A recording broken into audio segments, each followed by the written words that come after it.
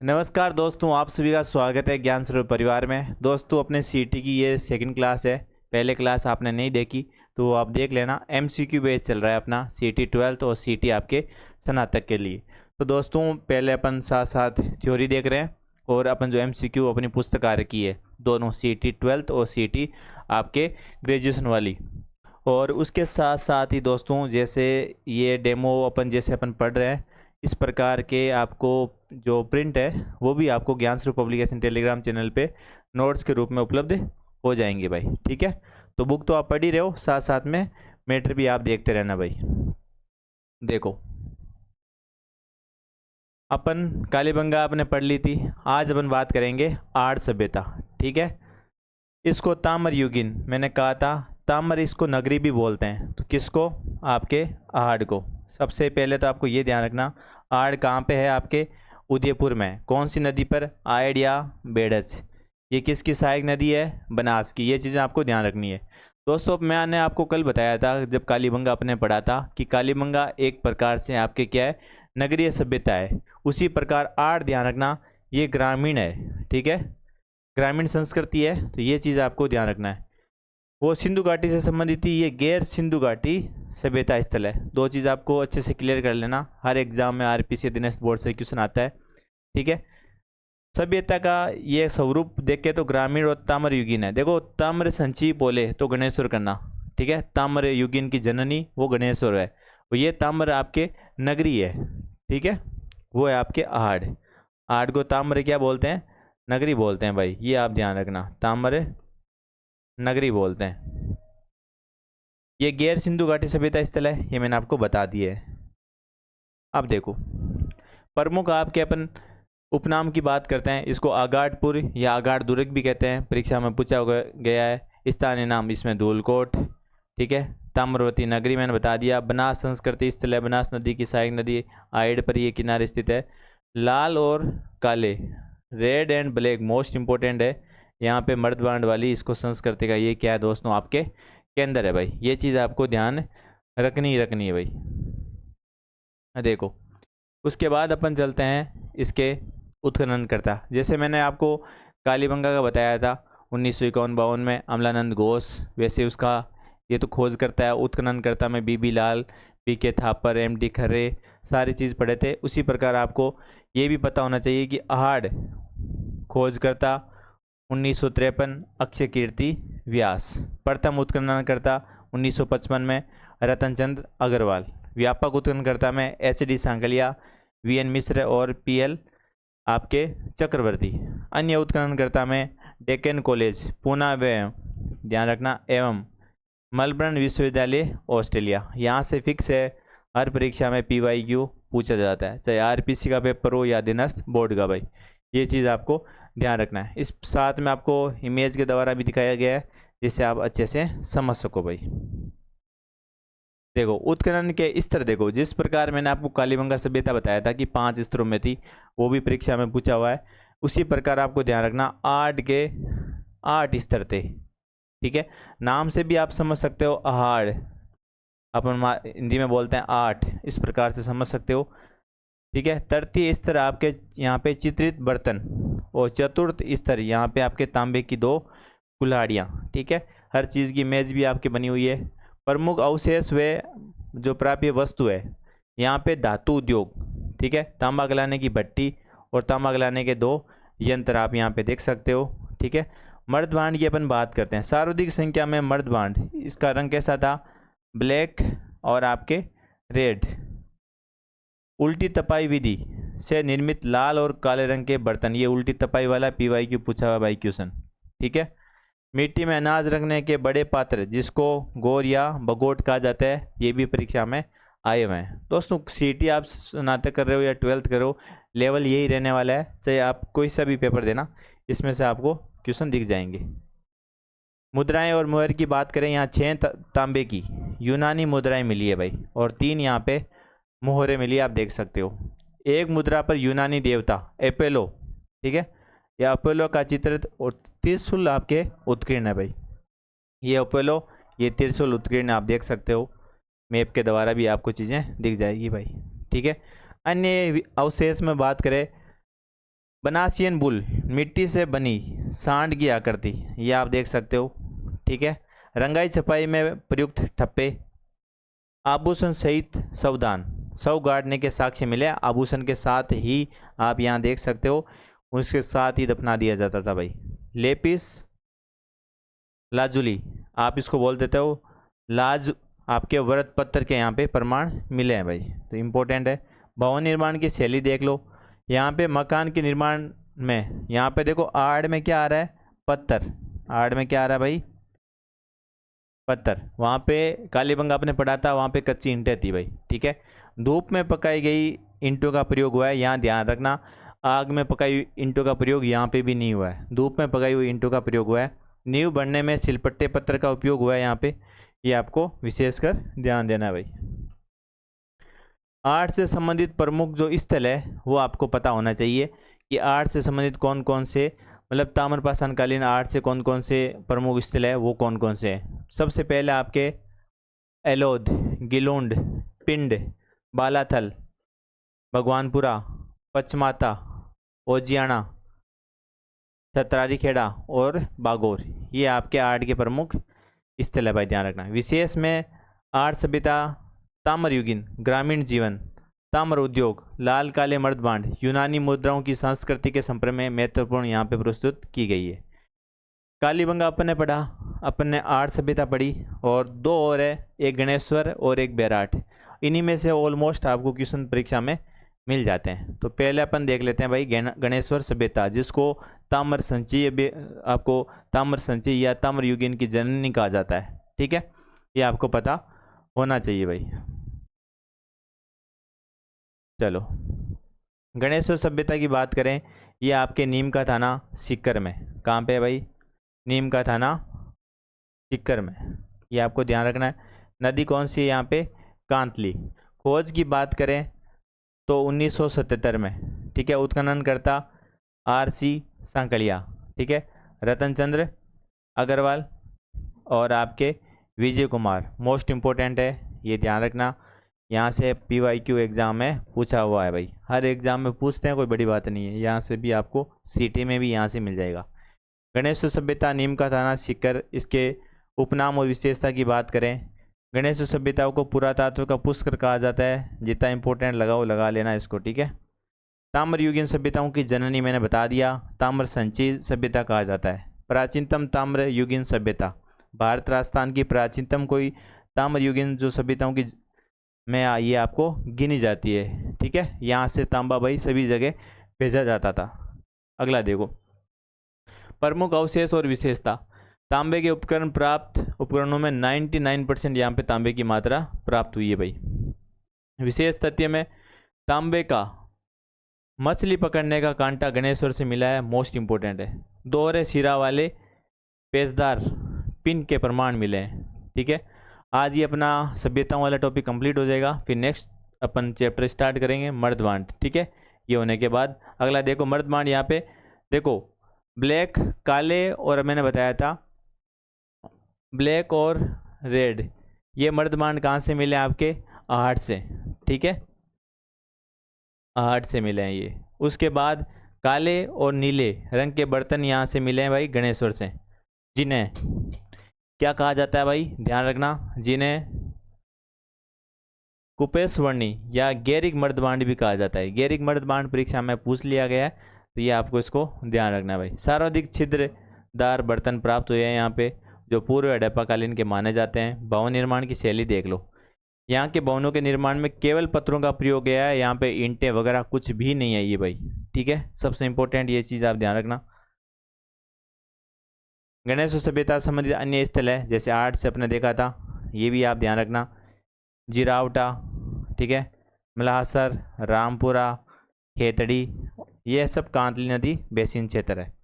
इसके बाद मैंने आपको बताया था कि बेराट सभ्यता, या तो क्वेश्चन कालीबंगा से आता है या आर्ट से आता है, या लास्ट आपके बेराट सभ्यता से पूछ ही लेते हैं वो। ठीक है भाई, ये आपको ध्यान देना है। देखो बेराट सभ्यता की अपन बात कर रहे हैं, कहाँ पे ये भाई, जयपुर में। नवीन जिलों के बाद ये आपके कोटपुतली में चला गया। ठीक है,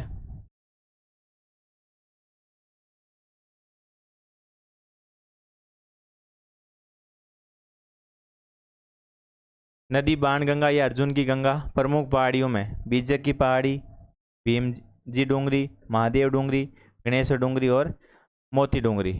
उत्खननकर्ता में बेराट में कौन आ जाएंगे भाई? दयाराम साहनी 1936-37। अन्य इसके उत्खननकर्ता में कौन आ जाएंगे? आपके कैलाश दीक्षित, नीलरतन बनर्जी, नीलरतन शास्त्री और आपके एम.एन. देश पांडे। मोस्ट इंपोर्टेंट दोस्तों, ये नाम याद रखना, दयाराम साहनी, कैलाश दीक्षित, नीलरतन शास्त्री और एम.एन. देश पांडे। ठीक है। इसके बाद मुद्राओं की यहाँ पे बात करें, यहाँ पे सूती कपड़े में बंधी 36 मुद्राएं आपके प्राप्त हुई है। कहाँ से भाई? बेराट से। ठीक है। 8 सिक्के पंचमार्क चांदी के प्राप्त हुए हैं और 28, आपको दिख रहा होगा, 28 सिक्के आपके इंडो ग्रीक, ठीक है, हिंदू यूनानी सिक्कों में, जिनमें सर्वाधिक सिक्के आपके राजा मिंडर के हैं। ये भी आप ध्यान रखना। तो ये ध्यान रखना, इंडो ग्रीक के तो 28 और पंचमार्क में 8।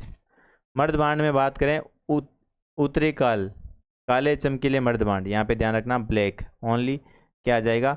ब्लैक, काले चमकीले मर्दबांड, ये आपको ध्यान रखना। PWG या NBP संस्कृति के बर्तन है। इसके अलावा अपन इसमें बात करें भाई, ठीक है, पहले ये वाला कर लेते हैं, अन्य अवशेष में बात करेंगे। और उससे पहले आप ये देख लो, ऐतिहासिक कालखंड के अनुसार अवशेष, ठीक है, प्राय ऐतिहासिक कालीन अवशेष, महाभारत कालीन अवशेष और मौर्य कालीन अवशेष, 3 चीज़ें आपको बेराट में देखने को मिलती है। कभी कथन कारण वाले क्वेश्चन बने तो यहीं से आपको अगर समझ विकसित होगी तो आराम से आप कर सकते हो। प्रायैतिहासिक जो ऐतिहासिक कालीन अवशेष है वो भी आपको कहाँ से मिले हैं? बेराट से। महाभारत कालीन अवशेष बेराट से और मौर्य कालीन भी बेराट से। देखो, पाषाण कालीन शैल चित्र, ठीक है, प्रायैतिहासिक देखते हैं। वे पाषाण और औजार यहाँ पे कारखाने कहाँ से मिले हैं? प्रायैतिहासिक। ठीक है। यहाँ पे हाथी मानव के शैल चित्र यहाँ पर मिलने के कारण इसे प्राचीन काल की चित्रशाला भी कहा जाता है भाई। प्राचीन काल की चित्रशाला किसको कहा जाता है भाई? आपके बेराट को। महाभारत कालीन अवशेष की बात करें, बेराट प्राचीन समय में मत्स्य महाजनपद के अंतर्गत आता था, जिसकी राजधानी क्या थी? विराटनगर। ये भी क्वेश्चन आया हुआ है। और पांडवों ने अपना अज्ञातवास कहाँ भाई गुजारा था? आपके विराटनगर में गुजारा था भाई, ये आपको ध्यान रखना है। मौर्यकालीन अवशेष देखो, ठीक है, मौर्यकालीन अवशेष में यहाँ पे जैन धर्म की कोई बात नहीं होगी, ठीक है, आपको कथन दिख जाए तो काट देना। यहाँ पे बौद्ध धर्म के ही अवशेष मिलेंगे। सिंह उत्कीर्ण 2 अशोक स्तंभ मिलेंगे, बौद्ध धर्म मंदिर, चैत्य और स्तूप है, यहाँ पे विहार मिलेंगे भाई। बाबरू शिलालेख का क्वेश्चन अभी सेकंड ग्रेड फर्स्ट ग्रेड में भी पूछ लिया था। बाबरू शिलालेख 1837 ईस्वी में कैप्टन बर्ट ने बेराट के बीजक पहाड़ी से मौर्य सम्राट अशोक के इस अभिलेख की खोज करी थी भाई। तो बाबरू अभिलेख की खोज किसने करी? 1837 में कैप्टन बर्ट ने। कौन सी पहाड़ी? बेराट की बीजक की पहाड़ी से मौर्य सम्राट अशोक के अभिलेख की खोज करी थी कैप्टन बर्ट ने, ये ध्यान रखना है। इसे बेराट अभिलेख भी कहा जाता है। इससे अशोक के बौद्ध जो धर्म को जिन्होंने धर्म अपनाया था उन्हें के उसमें प्रमाण मिले हैं भाई। 1870 और 71 में अशोक के दूसरे बाबरू शिलालेख की खोज आपके भीम की डोंगरी किसने करी थी? कलाइल ने करी थी। ये क्वेश्चन आया था फर्स्ट ग्रेड में, ठीक है, तो क्वेश्चन यहीं से आना है। फर्स्ट सेकंड ग्रेड में भी आया हुआ है, दोनों में आया हुआ है ये, ठीक है। तो लेटेस्ट में फर्स्ट ग्रेड 2000 यहाँ पे 26 में क्वेश्चन आया था। 1870-71 में अशोक के दूसरे आपके बाबरू अभिलेख की खोज भीम की डोंगरी से किसने करी थी? आपके ALC कलाइल ने करी थी। बेराट के बौद्ध स्तूपों में किसका आक्रमण मिलता है? हूण आक्रमण मेहिरकुल के नष्ट करने का यहाँ पे कर दिया गया था। ये क्वेश्चन भी इम्पोर्टेंट है भाई, ध्यान रखना। बेराट के बौद्ध स्तूपों को हूण आक्रमणकारी मेहिरकुल ने नष्ट कर दिया था, ये भी आपसे पूछ सकते हैं भाई। देखो, इसके बाद जो अपना MCQ है वो भी लेंगे, पर ये आप बेराट वाले और देख लो। गुप्तकालीन संकलिपि और त्रिरत्न चक्र, ये सेकंड ग्रेड में क्वेश्चन आया हुआ है भाई, ठीक है। ऐसे तो बहुत एग्जाम आया हुआ है, पर लेटेस्ट सेकंड ग्रेड में भी आया हुआ है ये, ठीक है। तो ये ध्यान रखना, त्रिरत्न चक्र यहाँ से बेराट से मिला है। भगवान बुद्ध के अस्थि अवशेष युक्त स्वर्ण मंजूषा महाराजा सवाई राम सिंह के काल में यहाँ से प्राप्त हुई है। ध्यान रखना, भगवान बुद्ध के आपके अस्थि अवशेष युक्त जो स्वर्ण मंजूषा है वो किसके काल में प्राप्त हुई है? राम सिंह के काल में। तो ये राम सिंह के, ये PYQ बन सकता है भाई। ठीक है, माइकोलिथ उपकरण मिले हैं यहाँ पे। भीम डोंगरी से पाषाण औजार के यहाँ पे कई भाई कारखाने मिले हैं भाई। देखो विशेष नोट में यहाँ पे अपना लिखा हुआ है, दयाराम साहनी ने बेराट पर दे आर्कियोलॉजी रिमर्स एंड एक्सक्वेशन एट बेराट नामक एक विस्तृत क्या है रिपोर्ट प्रतिवेदन तैयार किया था। लास्ट इसकी लाइन ये ध्यान रखना, यहाँ मुगलकालीन अवशेष आपको मिल जाएंगे क्योंकि अकबर की टकसाला के प्रमाण और मुगल गार्डन और यहाँ पे सराय और ईदगाह के अवशेष भी मिलते हैं, इसलिए मुगलकालीन अवशेष भी मिले हैं। चीनी यात्री वैनसांग का विवरण मिला है क्योंकि 634 ईस्वी में चीनी यात्री वैनसांग ने बेराट की यात्रा की और यहाँ पे बौद्ध स्तूपों या मठ की उपस्थिति का वर्णन भी किया है भाई। तो ये बेराट से चीज़ें हैं, ये चीज़ें आपको थोड़ी थोड़ी करके सारी पता होनी चाहिए भाई, तब आप कैसा भी क्वेश्चन है तो आप कर दोगे। ठीक है, कल वाली क्लास में अपन ने कालीबंगा का वर्णन करा था, पूरी अपने देखी थी। ये आर्ट थी, ये आपके कालीबंगा थी, ये अपने कल पढ़ ली थी भाई। इसकी जो डेमो PDF है जो ये 3 पेज है, इसको अब मैं आपको ज्ञान स्वरूप पब्लिकेशन टेलीग्राम चैनल पे डाल दूंगा भाई। ठीक है, कल वाले क्वेश्चन अपन कंप्लीट करते हैं।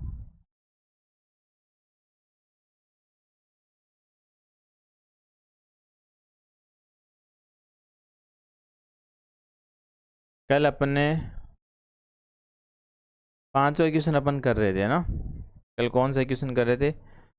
आपको पुरातात्विक सभ्यताओं से प्राप्त विशिष्ट साक्ष्य को सम्मिलित करना था भाई। ठीक है, मैं जूम करके दिखा देता हूँ आराम से इनको, आपको पुरातात्विक के साक्ष्य। अब आप ज्ञान स्वरूप की बुक देखोगे तब आपको कंटेंट पता चलेगा कि किस प्रकार से दोस्तों ज्ञान स्वरूप पुस्तक में मेहनत की गई है। ठीक है, देखो ये आप प्रैक्टिस खुद करोगे और जो भी चीज़ है अपनी पुस्तक में, CET की दोनों पुस्तक आ रखी है भाई, CET 12th भी आ रखी है, ऑब्जेक्टिव ये आप अपन पुस्तक कर रहे हैं, और CET आपके स्नातक भी, आपके CET स्नातक भी पुस्तक आ रखी है, 12th भी आ रखी है और CET स्नातक दोनों वर्तमान पाठ्यक्रम पर हर एक सब्जेक्ट की पुस्तक, इसकी डेमो PDF आपको ज्ञान स्वरूप पब्लिकेशन टेलीग्राम चैनल पे मिल जाएगी। देखो आपको दोस्तों मिलान करना था, रोमन एम्फोरा, ठीक है, या यूनानी सुराई, ये आपके कहाँ मिली है? भीनमाल। भीनमाल कहाँ है? आपके जालोर में। ठीक है, पहला हो गया। देखो दूसरा है छेद वाले तांबे की सुई। ठीक है, तो ये कहाँ पे मिली है? बागोर। और बागोर कहाँ है? ये आपके भीलवाड़ा में, ये आपको ध्यान रखनी है। फिर है रंगाई छपाई व्यवसाय व उन्नत होने के अनुमान। ये रंगाई छपाई व्यवसाय के उन्नत होने के कारण ये आपको कहाँ मिले? आहड़। आहड़ अपने पढ़ा था उदयपुर में। कई चीज़ें आपको नहीं मिले तो उसी टाइम आपको नोट कर लेना चाहिए। मस्तिष्क शोध बीमारी इलाज के प्रमाण, छेद वाली खोपड़ी। देखो यहाँ से दोस्तों आप जब क्वेश्चन करो, आपने कल कालीबंगा पढ़ा था, ठीक है, वहाँ पे छेद मस्तिष्क में, जिससे पता चलता है कि वो शोध वगैरह करते थे। ठीक है, इसी से तो पता चलता है कालीबंगा। क्या आपको पता है D में 1 है, तो D में आपको 1 है, इसमें भी है, तो ये ऑप्शन तो कट ही जाएगा। ठीक है, और आपको पहला पता है कि 1 में 4 है, तो 1 में 4 किस में है? इसमें। 1 में 4 और किसी इसमें नहीं है भाई। ठीक है, इस प्रकार आप ऑप्शन काट सकते हो। ठीक है, जितना बड़ा प्रश्न होता है सही करने के चांस उतने ही भाई सही हो जाते हैं। इसकी वाक्य आप पढ़ लेना भाई। ठीक है, सारी चीज़ें। देखो क्वेश्चन नंबर 6 है भाई, मैंने कहा था कि कंप्लीट कराएंगे भाई, तो कंप्लीट कराएंगे। वीडियो अंत तक देखना और कमेंट करके ज़रूर बताना कि क्लास CET कंप्लीट करवानी है या नहीं। आप कमेंट करोगे तो ही अपन करवाएंगे, भले ही 5 ही जने कमेंट करें या 50 जने कमेंट करें, आपके कमेंट पर ये क्लास चलेगी। क्योंकि मेरे पास आपको रियल बताऊं इतना समय है नहीं, फिर भी कोशिश कर रहे हैं कि अच्छा कंटेंट, एकदम सिलेक्शन वाला कंटेंट, आपको फालतू चीज़ें नहीं पढ़नी पड़े, केवल वो चीज़ें पढ़नी पड़े जो एग्ज़ाम में आपको पूछ ली जाए भाई। ठीक है, आर्ड और गिलुंड सभ्यता के बारे में आपको तुलनात्मक तथ्य दे रखे हैं। सबसे इंपॉर्टेंट है असत्य कथन का आपको ध्यान रखना है। ठीक है, आर्ड का प्राचीन नाम ताम्रवत नगरी था भाई। क्या था? ताम्रवत नगरी था, सही बात है ये तो। जबकि गिलोंड को उसकी भौगोलिक स्थिति के कारण बनास संस्कृति भी कहा जाता है, ये अपने पढ़ा था, गिलोन बनास का ही भाग था। ये कथन तो एकदम सत्य है भाई। आड़ के लोग अपने मृतकों के गहनों के आभूषण के साथ दफनाते थे। अभी मैंने आड़ पढ़ाया था, मैंने दिखाया था कि गहने भी थे साथ में, ठीक है, जो मृत्यु के बाद को आपके परलौकिक जीवन की अवधारणा को सूचक मानते थे। सही बात है। आड़ सभ्यता में पक्की ईंटें, आग में पकाई हुई ईंटें। दोस्तों आग में तो मैंने बताई थी कि आड़ वाले भी नहीं करते थे, ठीक है, का प्रचुर उपयोग हुआ है, जबकि गिलोन में केवल धूप में सुखाई हुई कच्ची ईंटों का प्रयोग हुआ है। तो ये तो कट ही गया। गिलोन उत्खनन में सादे, काले और आपको पता चल गया। अगर आपको ये नहीं आता तो भी आपको क्वेश्चन सोल्व हो जाएगा। गिलोन के उत्खनन में सादे, काले और आपके पालिशदार भूरे, लाल और काले में चित्रित सहित 5 प्रकार के मिट्टी के बर्तन यहाँ पे मर्दवान मिला है। तो ये कथन ऐसे है कि आप लास्ट टाइम रिवीजन करोगे तो आपको ये कथन ध्यान रखना है भाई। आड़ और गिलोन दोनों में ही ताम्र आपके युगिन बनास संस्कृति के महत्वपूर्ण केंद्र है, परंतु इनकी भवन निर्माण तकनीके में भारी अंतर है। आड़ के निवासी मकान बनाने में धूप में सुखाई हुई ईंटों का और पत्थरों का प्रयोग करते थे, वहाँ आग में पकाई हुई ईंटों का प्रयोग नहीं हुआ था भाई, ठीक है, ये आपको ध्यान रखना है। बाकी आप इसकी व्याख्या पढ़ लेना। देखो ये आपको मिलान करके देना है भाई, ध्यान रखना कि राजस्थान में जो जितने भी पुरातात्विक जो स्थल है उनको प्राचीनतम के आधार पर, ठीक है, सबसे पहले कौन था उसके आधार पर लेटेस्ट आना है, इसको आपको सही कालक्रम में मिलान करना है भाई, ठीक है। तो मैं बागोर सभ्यता, फिर गणेश सभ्यता, गिलोन सभ्यता, स्लेटी रंग के चित्रित मडबान संस्कृति। दोस्तों इसका जो लेवल है वो आपके अधीनस्थ बोर्ड और जैसे आरपीसी पैटर्न चेंज कर रही है उसी लेवल पर इसको दिया गया। हर एक क्वेश्चन आपको एक ऐसा लगेगा यार इतने बड़े बड़े क्वेश्चन दे रखे हैं, पर आपको इनको करोगे तो आपको वाई से भी क्वेश्चन डायरेक्ट मिल जाएंगे, ठीक है। तो पहले बागोर आई थी, फिर गणेश्वर आई थी, फिर गिलोंड आई थी, फिर स्लेटी रंग के चित्रित आए थे, ठीक है। अब आप बोलोगे कैसे, चलो मैं दिखा देता हूँ इनकी, ये वो आप सन है वो अच्छे से याद कर लेना भाई, ठीक है। देखो सबसे पहले बागोर सभ्यता भीलवाड़ा में, इसका टाइम याद रखना, ईसा पूर्व 4000 से 5000 BC, ठीक है। गणेश सभ्यता 2800, ये 4000, ये 2800, ठीक है, क्रम चल रहा है। बागोर से आगे ही आपके गणेश्वर, फिर आपके गिलोंड, ठीक है, आपके 1900, फिर आगे आपके स्लेटी रंग में 600 ईसा पूर्व, ठीक है। ये चीज़ें आपको ध्यान रखनी है भाई। क्वेश्चन नंबर 8 कह रहा है, आप कथन ए और कारण आपको पता है अधीनस्थ बोर्ड पूछता है, वैसे ही इसमें लिया गया है। कथन ए और कारण का विश्लेषण आपको करके बताना है। कथन ए क्या कह रहा है, भीलवाड़ा जिले में स्थित बागोर से बड़ी संख्या में लघु पाषाण उपकरण मिले हैं भाई, एकदम सही बात है। भीलवाड़ा में बागोर सभ्यता है, यहाँ पे लघु पाषाणकालीन उपकरण मिले हैं, ये कथन तो सत्य है भाई। बागोर मुख्य रूप से एक लोहे युगीन सभ्यता, ठीक है, ये तो यही गलत हो गया, ठीक है, लोहे युगीन नहीं है, उन्नत स्थल है जहाँ पे निवासी केवल उन्नत कृषि तकनीक, आपको पता है कृषि के साथ पशुपालन भी वो करते थे, ठीक है। तो आंसर हो जाएगा सी। ए सही है परंतु आर इसका गलत है, ये आप देख सकते हो। कोठेरी नदी पर स्थित बागोर मध्य पाषाणकालीन सभ्यता का एक प्रमुख स्थल है, कथन सही है। भारी मात्रा में यहाँ पे लघु पाषाण उपकरण मिले हैं, ये लघु पाषाण उपकरण प्रमाणित करते हुए इस सभ्यता के निवासी मूल रूप से शिकारी थे, ठीक है। और यद्यपि बागोर भारत में कृषि और पशुपालन के प्राचीनतम साक्ष्य प्राप्त हुए हैं, किंतु एक लोहे युगीन सभ्यता का कहना पूर्णतः आपके क्या है, गलत है भाई। सारी चीज़ें आपको इसमें मिल जाएगी। चलो अगला क्वेश्चन है, आपको पुरातात्विक स्थल से मिलान करना है भाई, ठीक है। बालाथल अपने पढ़ा था उदयपुर में।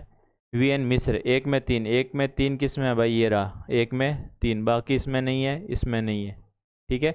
आड़ अपने पढ़ा था अक्षय कीर्ति व्यास, अभी पढ़ गए हैं। गणेश्वर अपने पढ़ा था रतन चंद्र अग्रवाल। बैराट अपने पढ़ा था दयाराम साहनी 1936, ठीक है। तो बेसिक्स चीज़ें कोई इतनी हार्ड नहीं है, आप जब कंटेंट पढ़ लेते हो तब क्वेश्चन करते हो, बस एक क्वेश्चन से ये आपको चीज़ें अच्छे से पता चल जाती है। इन कथनों को ताम्रकालीन और लोहेकालीन संस्कृतियों के केंद्र के रूप में विचार करना है आपको भाई, ये आपको बताना है ताम्र युगीन और लोहे युगीन से, ठीक है। ताम्र युगीन लोहे युगीन के बारे में आपको बताना है क्या ये कथन सत्य है क्या आपके, ठीक है। जोधपुरा व सुनारी से लोहे को गलाने की भट्टियाँ प्राप्त हुई है। जोधपुरा, ठीक है, और सुनारी से लोहे गलाने की भट्टियाँ मिली है, सही बात है। अस्त्र शस्त्र बनाने के कारखाने का यहाँ पे कुख्यात अवशेष मिले, ठीक बात है भाई, ठीक है। टोंक स्थित रेड को लोहे सामग्री की प्रचुरता के कारण राजस्थान में इसको टाटा नगर कहा जाता है। किस सभ्यता को? रेड टोंक को, ये भी बात सही है। नोए भरतपुर से प्राप्त लोहे अवशेष भारत में लोहे युग के आरंभ होने की सीमा रेखा निर्धारित करने में अत्यंत महत्वपूर्ण स्रोत है, सही बात है। ये सवाल कहाँ है आपके? उदयपुर में प्राग ऐतिहासिक कालीन सभ्यता के प्रमाण मिले हैं इस सवाल से, ये भी पूछा हुआ क्वेश्चन है। यहाँ समृद्ध लोहे उद्योग के साक्ष्य मिले हैं भाई, 1 2 3 4 सारे ही सही है भाई, क्या पढ़ लेना इसकी। देखो और भी क्वेश्चन दिए हैं, तो इस क्वेश्चन को आगे 10 क्वेश्चन मैं आपको दे रहा हूँ कि पढ़ने के बाद आप खुद भी भाई इसको करना, तब आपको पता चले, या आप कमेंट करना, इसको भी मैं यूट्यूब पर करवा दूंगा। मैंने कहा कंटिन्यू क्लास कराऊंगा, ऐसा नहीं कि बीच में छोड़ देंगे, पूरे सारे सब्जेक्ट करवाएंगे, पर आपके कमेंट के ऊपर रहेगा। कई बार स्टूडेंट ऐसे होता है कि भाई अगर आप ईमानदारी से अच्छा कंटेंट मिल रहा है तो आप कमेंट करोगे तो मैं ज़रूर उसको पूरा करवाऊँगा, ठीक है। बाकी बुक का प्रचार, कहते हैं कि बुक का प्रचार इसलिए है कि दोस्तों ऑलमोस्ट सिलेक्शन कंटेंट है, स्टूडेंट को अगर ईमानदारी से इसको पढ़ता है तो आपके जो सीटी में 40% उससे क्या 70 तक आप पहुंच जाओगे, ठीक है। कंप्लीट दोनों किताबों में 360-70 पेज तक है, किसी में 80 है, तो आराम से आप 1 महीने में पढ़ सकते हो, ठीक है। तो इसके कमेंट जरूर करना आपको क्लास कैसी लगी, क्या अपन इसको कंटिन्यू करते रहें, ठीक है। धन्यवाद दोस्तों।